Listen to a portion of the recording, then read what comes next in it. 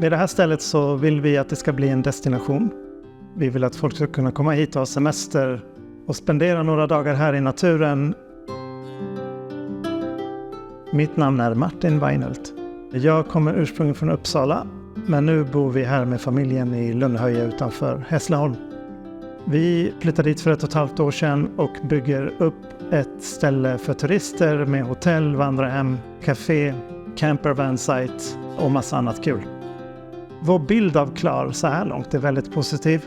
Sammanlagt har vi beställt 3 omgångar. Så har vi nog köpt 20 fönster ungefär och 10 dörrar. Vi hittade ingen leverantör som uppfyllde våra krav på kvalitet och pris. Alla fönster och dörrar som sitter på plats nu är otroligt snygga. Vi är väldigt nöjda med både kvalitet och bemötandet vi har fått av kundtjänst.